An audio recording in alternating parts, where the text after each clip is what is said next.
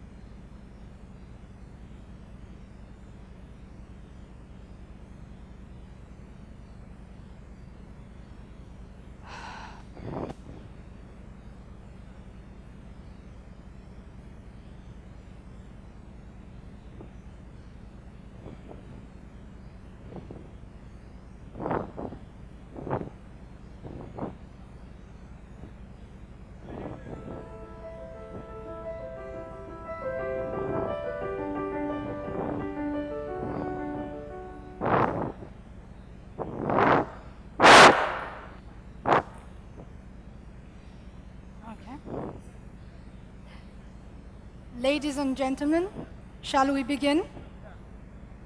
Today I'm representing AlAzhar Group, a Saudi think tank. At AlAzhar Group, we always entertain ideas. Today, we are sharing one idea with you, and if you need more, you have to join us at AlAzhar Club. AlAzhar Club's established since 2001 as an independent, non-profit think tank, and we had the privilege to transform few of our strategy into a national one, as well as presenting the strategy to transform Saudi Arabia to a knowledge base to the Royal Court, as well as to the Economic Supreme Council.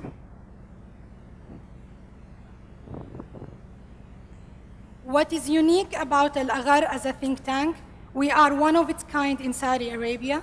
We combine the global standard as well with the local understanding of what is needed for Saudi Arabia itself. We have a database of over 700 experts, local, national and international as well, working with us to deliver the focus that we aim to deliver since 2001, which is transforming Saudi Arabia into a knowledge-based society. Since transformation was our focus and we were invited to present at the Global Competitive Forum, we tried to bring one of those ideas into place today.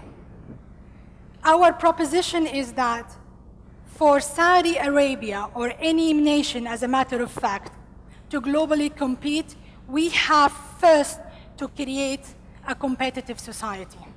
And that competitive society dictates that we have to involve the individual. I was very pleased and thrilled since the first day of the forum that I heard that this theme is being presented by many speakers and panelists saying that individual matters. I had the privilege this morning to meet Professor Javier Saleh Martin, who introduced the index in 2003. And I was amazed that he accepted to work on the index and create the index in 2003 for the purpose to bring prosperity and to bring incentive to the nations to compete, so that target has to be met.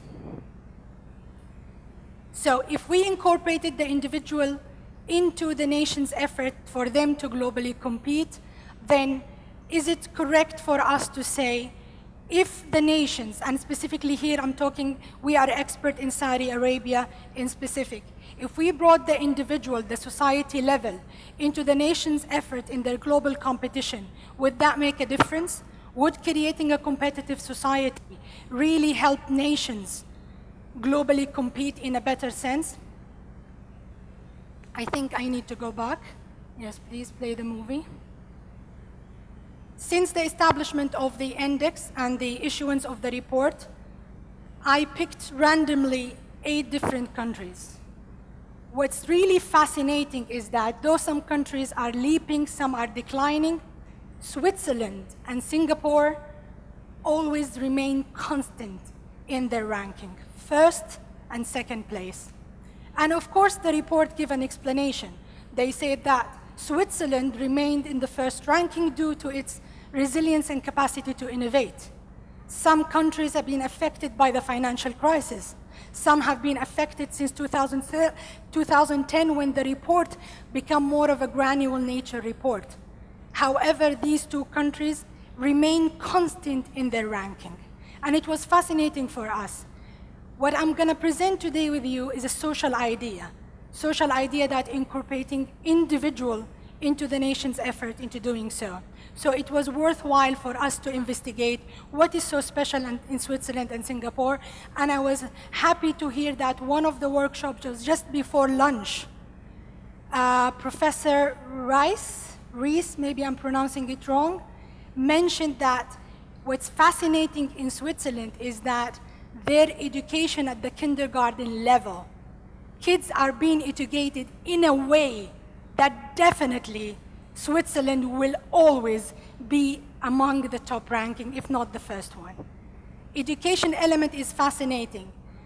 According to the Economist Intelligence Unit, the Life Index, Switzerland is the best place in the world to be born in. And if you looked into the marital well-being, because of the marital well-being and the parenting style and the education, teaching post is amongst the highest in the country. Singapore, they also employ the PPP program for parenting, and they have a policy called bringing the best in every child. And I'm not saying that these efforts is being reflected in the index or affect the index itself, but rather I'm seeing those nations who are competing on a very high level. It's worth investigating, and I think probably 2017 in the forum will present to you a study showing that there is a correlation between these nations' performance and how much they take into account the individual and the society level, specifically from parenting and education. Professor Salim Martin, in his big idea speech this morning, presented the importance of education. And what I want to say, I want to emphasize on the importance of the informal education before getting even into kindergarten. Are we witnessing the transformation from economy of nation to economy of individual? And I'm here quoting John Adams, one of the founding fathers of United States. If you looked, say that effort of every individual, long statement, not only capable of carrying on those society to wealth and prosperity, but of surmounting hundred impertinent obstructions. If in the early 1800, we're talking about the power of the individual, the spirit of the report, I know the economists in the room say that the index is consistent of 12 pillars. These 12 pillars are what we assess the nations on: innovation, institutions, policy, job market, etc., technology. But if you read carefully between the lines of the report, and we have the honor of having the presence of the index creator, Professor Salim Martin, these are the key words. The index itself was created to get the prosperity for everybody. And the fourth line, every person can participate. It's not just on a government level, but rather the individual counts. The index itself proposed that there should be a collaboration between three main sectors: public, private, and the civil society. What I'm here today is saying, what will happen if these three sectors involve the individual? And specifically, I'm talking here, involve the family. How our life will be different. In what way? We will show you in what way. This is the creative society being created, composition of the family as well as the individual. Then it goes into the nation's effort. And if the nation's effort is consistent of collaboration between three sectors, then we expect even civil societies, public sectors, private sector, bring into the individual and the parent as well into the equation. The study that was published in 2003, it's called The Early Catastrophe, the 30 million words. It states that before the child reached the age of 4 years old, that child performance in life after, or after in life, is determined by how many vocabularies the parent have taught that child. So even if we improved the early child education, that gap has already set itself in motion before that child entered kindergarten. So that itself also proved that involvement of individual and the knowledge family proposition that we are bringing here to you as a Al-Aghar group. Our effort as a think tank started in 2008 by developing a strategy called Transforming Saudi Arabia into Knowledge-Based Society. And it was taken to the Royal Court, and it's the mandate of the Saudi Arabia as a national strategy, transformation toward knowledge. 13 pillars of that strategy is composed of early childhood intervention, education, and human element. 2012, we took it further a step, and we conducted a study similar to the 30 million word study that was done in, I think, Kansas University. The 30 million words study involved 42 families. We involved 640 families in Jeddah region, in Mecca region. The studies showed us what? Is that there is a gap. And the gap is being created at home before our children go to school. And these are the symptoms of that gap. Even the rise of unemployment rate, the mono mindset that we have, intolerance toward anybody who's different than I am, lacking of critical skills, lack of innovative culture. So what we did is we created a proposition, and we believe that for us to function, we cannot function alone, but within the matrix of collaboration. These are the different national strategies that are taking place in Saudi Arabia as today. In our attempt and transformation Saudi Arabia into a knowledge base. And we believe that knowledge family also complement the global competitive index. How? Knowledge family consists of giving the parent the education to build the capacity of parent in 4 elements. 2 in which I believe are components that is already directly being assessed by the index, which is preparing young children to face the global changes. And the second one is to prepare them for the job market.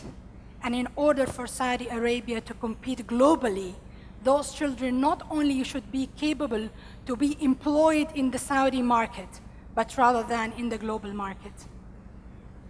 What is knowledge family? We created an ecosystem for the knowledge family. Knowledge family touches all sectors of the society, from creating the knowledge hub itself up to the government ranking, going through the private, public, and civil society sector as well. Because there is no development, real development. We cannot create emotion in a country without us all collaborating together. Dr. Heather McCain says that globalization starts at home in our local communities. That's why at Al-Aghar, we took this and we believe in it. So knowledge family was born in 2015 as a full initiative consistent of institution involvement, policy making, capacity building, education, bringing the individual into the heart of KSA transformation. In order to do so, for me as an individual, not as a representative of AlAzhar Group, as a mother first, as a social entrepreneur second, as a project manager third, regardless of my role in society, how do I define how I can contribute as an individual without me knowing where is my country, the nation I belong to, is going? And here I want to share with you this But I just wanted to ask you which way I ought to go. Well, that depends on where you want to get to. Oh, it really doesn't matter. As long as I can... Then it really doesn't matter which way you go.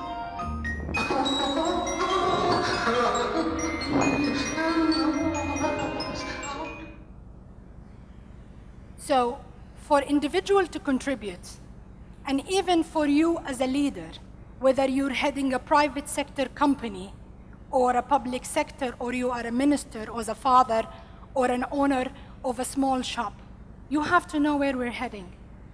I was honored to attend the National Transformation Program workshop that was taking place last month, December, where the Deputy Crown Prince introduced the future global competitive goals of KSA. And once it's been approved and announced, then they can share it with you. But we did what the movie Alice in Wonderland is saying. Alice in Wonderland was written in 1865, almost a century and a half ago. But the truth remains. For me to contribute, for you to play a factor into creating a competitive society, we have to know where we're going. And luckily, Saudi Arabia has identified where we need to go. It's not my place to share with you. It will be announced soon.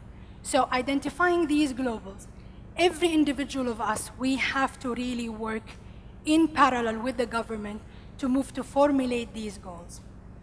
Now, at AlAzhar, we believe that every person as an individual can contribute. How? This room I consider to be the privileged, the intellectuals, whether on a national or international level. The majority of the society exists beyond the wall of this room. So the first thing we can do is to become the ambassador of our nations, to educate the society we live in and the families we raise about global competition. It's not just the government role for them to do that. Me as a mother, you as a father, you as a mother, everybody has to work that our children themselves are playing a factor, players in the global competition. Okay, the private sector existing in this room, you either create initiative or you participate in the 12 pillars of the index directly by innovation, whether you are into the technology sector or the telecom or the health sector, or you have a CSR project where you involve and give back to the community. What we're presenting to you is that all your effort and initiative should be directed into the involvement of the individual. And I hope that we had much time to present to you fact and evidence that Switzerland and Singapore didn't do it without the involvement of the individual. But up to this moment, as a public sector where you are a minister, Your Excellency, or deputy minister, or just an employee in any of the ministerial ministries of Saudi Arabia, performing your job, implementing the policies. I witnessed over the last 10 years, many policies have surfaced, but the ministries themselves lack how we roll it out in reality. And my role as being part of the public sector is to help to roll it out.